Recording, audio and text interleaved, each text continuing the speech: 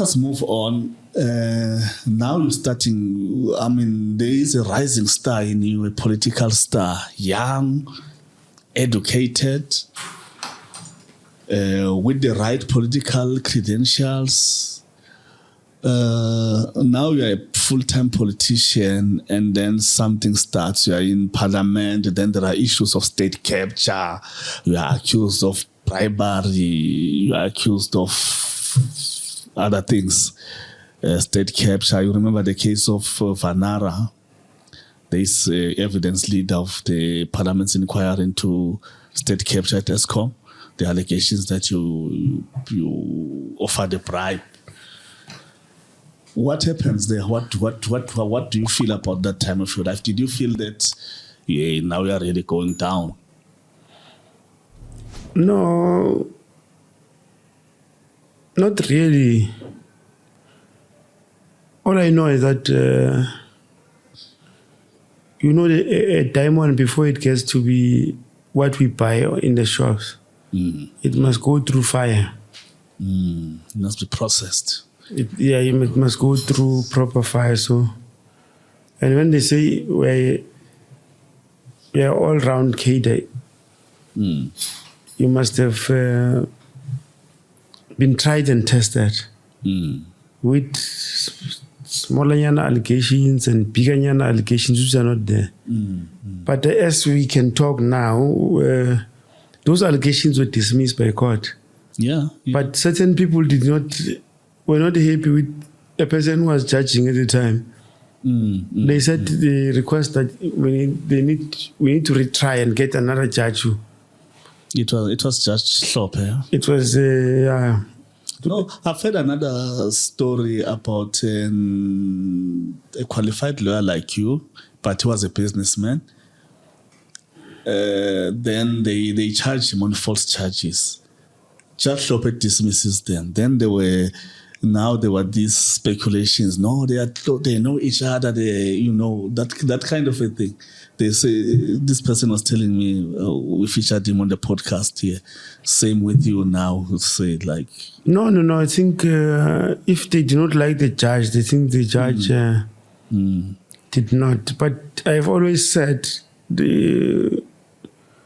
let's start afresh for your benefit, and then let's see what comes out. But like I told you, in the case that you saw in Nelspruit, the judge arrived at the same conclusion as Judge Slope. And that conclusion was a discharge in terms of Section 174 of the Criminal Procedure Act. And if you wanted to know what that means, it means it's when the judge or a magistrate says to you, just go home. You have no case to answer. I don't need you to answer anything. Actually, what they are saying against you has nothing to do with you. Just go home. So, yeah, see the land case in Nelspruit. I mean, many people, myself included, we thought you were deep in it. Why? Because we're talking about you were a legal advisor in the Department of Human Settlements. I think the drafting of contracts and everything passed through your hands, obviously, that's correct, as the legal advisor. You've been acquitted now, you're a free man, but we really thought you were deep in it, very deep in it, because they also mentioned of your relatives. They're saying they're tracing the money from this dodgy land deal to your associate, to your family members, and then ending up with you having a car or something like that. No, I think don't know. There was that. Those things were done by it was malice. They were not really connecting the same way for the court processes. Yes. They were just connected by a certain chap called Tom Kosi. Okay. Of Zwapi. He connected those things, and this thing sold everywhere in the can. And it was a lie. Because when you go to court, they say the magistrate said, the magistrate in his conclusion about me says, insofar as accused number 8, Mr. Bongo, I find that this guy is a man of integrity. Every contract he has drafted, every work he has put was above board. There is one letter which was brought by Mr. Nyoni, which says that Mr. Bongo signed on his behalf and he did not see it. And if I were to use that letter, this letter, other than Mr. Bongo signing, it is signed by the CFO, signed by the HOD, and other than that, it went to all the committees that must approve. It means Mr. Nyoni was not going to work, because he should have seen this letter if he was going, if he was working. That is the conclusion in the judgment. It means he was not working, because this letter, it went to PAC, it went to bid adjudicating, it went to all these things. So anyone could have seen the letter. Who was in the office. And as a result, this Mr. Bongo that did his job diligently, and I'm happy. And at this point, I want him to go back. He must just go back home, not to answer any of these allegations leveled against him. And I said, at least finally we have somebody who's independent, and he's just judging this case. And we left, and we hope that with time our integrity will be respected and be reinstated even by the public. Do you think it was more politically motivated? No, certainly, you wrote a lot about that when we were writing for Cities Press. And my comment have always been strictly that this has politics in it. It does not have the merits. But it was painted in public so that every one of you believe that even the judge must believe who were killed. But for the first time, I also realized some of the judges are people of integrity. They do their job without fear or favor. And they don't get influenced by the political dynamics. The political dynamics and the political atmosphere outside. Because when this case was about to be decided, if you were following the media, they were busy speaking about this one of starting Cape Town to change the mind of this one. This guy must be in jail no matter what. But he was very strict about his work.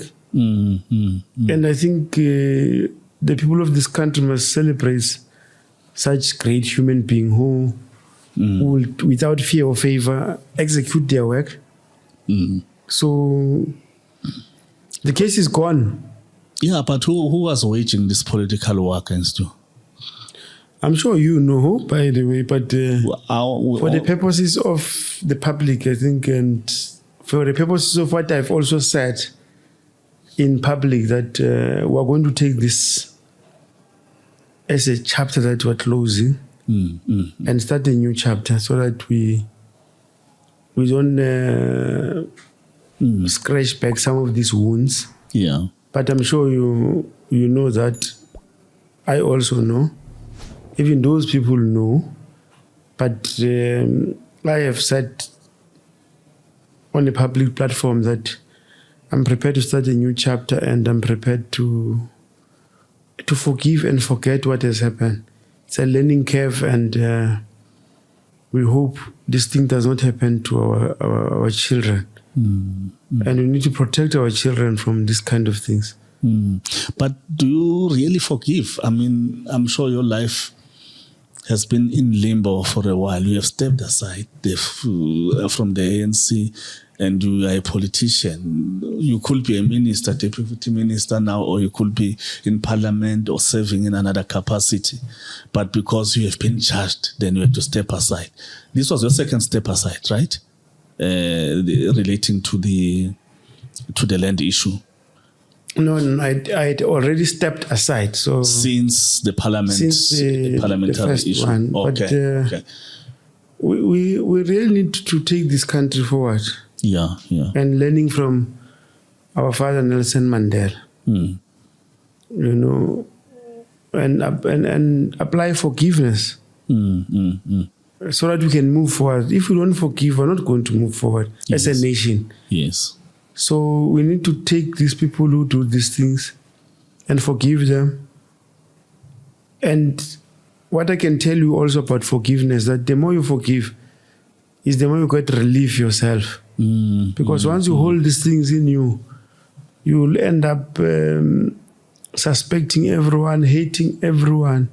So once you forgive, it also relieves you to move forward, to start another chapter.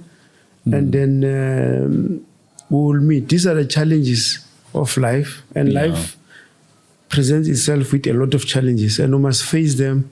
And we must conquer these challenges. So I think that's what we must concentrate on. We've closed on this one. So the next one, we must also look into them and work on conquering every challenge that we meet. Yeah. So as you know, the one in Bombela is gone now because there were some allegations that they wanted to appeal. So the law provides that the only way you can appeal, you must appeal on the question of law. Yeah. You can't appeal on the facts. Okay. And other than that, the law provides that if you want to do that appeal, you must do it within 20 days. Yes. From the time the judgment has been given. Yeah. So I think it's 5 months to 6 months down the line after the judgment is given. I think it is gone and is gone for good. The Cape Town one, we're waiting for the NPA to elect on what they want to do. Okay. And then we will react to that as a new challenge. And we're ready to cooperate because we need to participate in building a kind of society that we must all participate in. And a kind of society that the future generation must participate in. So we'll have to abide by what we're required to do by the law. Yeah. And but at the same time request those who abuse the law to be considerate. True. Yeah,